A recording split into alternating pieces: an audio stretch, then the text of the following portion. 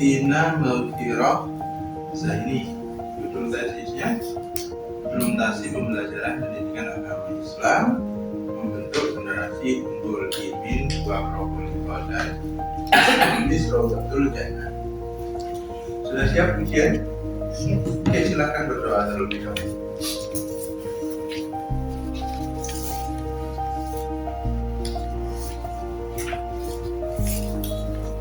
Oke, sudah? Mbak Fina Maghfirah ini, Anda saya kasih waktu untuk mempresentasikan hasil penelitiannya yang tertuang dalam tesis ini. Singkat saja ya, 10 sampai 15 menit. Kemudian akan diperdalam oleh para penguji. Silakan Mbak Fina Maghfirah ini. Ya, silakan. Assalamualaikum warahmatullahi wabarakatuh. Bismillahirrahmanirrahim.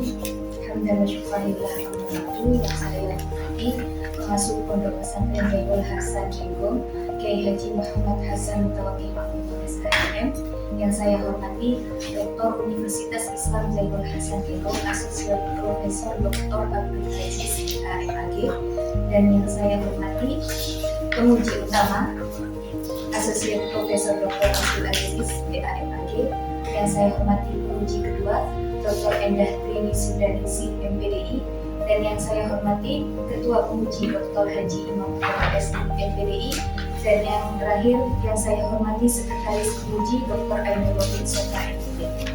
Alhamdulillah pada kesempatan kali ini kita dapat berkumpul dalam keadaan sehat walafiat. Kedua kalinya sholawat serta salam tetap kita limpahkan kepada junjungan kita yakni Nabi besar Muhammad SAW.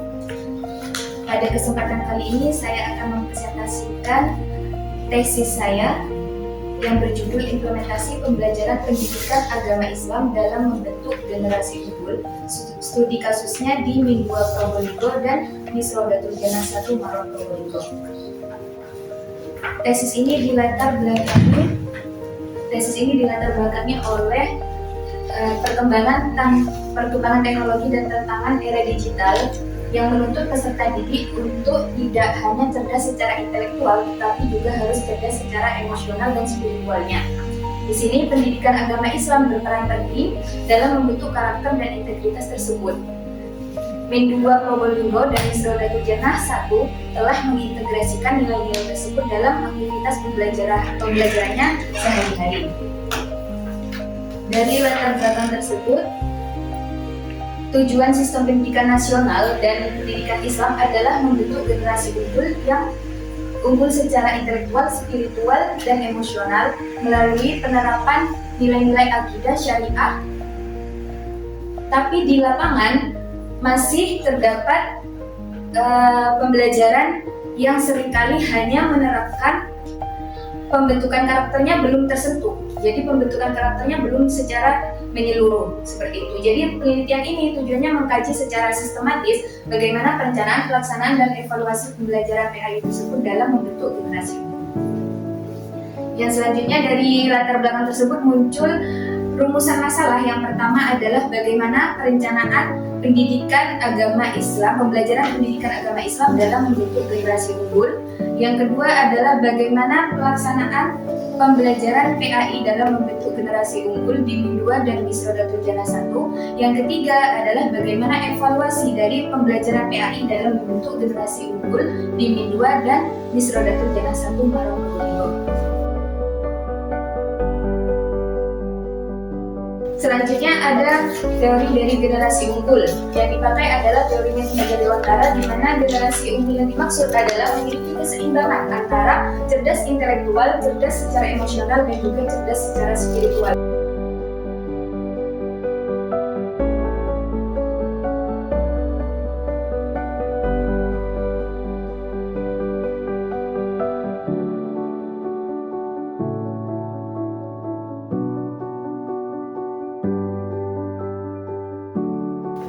Dan sekian presentasi. Kurang lebihnya mohon maaf. Tentu di tesis saudara ada kesimpulan ya kan? Kesimpulan itu menjawab apa? dari rumusan masalah. Ya, oke. Ada telaah sebelumnya. Artinya telah tahap 1, tahap 2 dan seterusnya itu sehingga menjadi sebuah kesimpulan. Dan kesimpulan dua lembaga ini kan beda kan? Apa yang membedakan? Dari dua lembaga ini digunakan karena DIMIN itu medianya itu ada TV itu tadi kan Ustaz, jadi lebih lengkap yang DIMIN, itu yang membedakan sama yang DIMIS. Kalau DIMIS itu medianya menggunakan media sederhana seperti kartu atau inovasi dari dirinya seperti itu Ustaz, karena tidak ada seperti yang DIMIN tadi. Terus selain itu pelaksanaan seperti tadi tahfidz sama etik.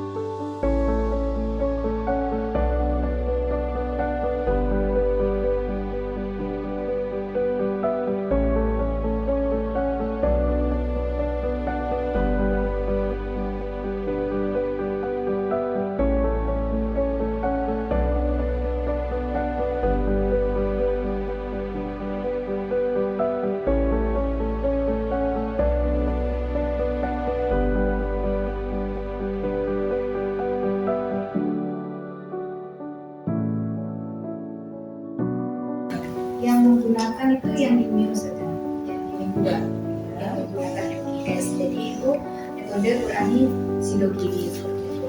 Jadi seperti Ustaz dan Ustazahnya itu tidak sembarangan. Jadi memang didatangkan yang sudah diklat gitu saja. Jadi yang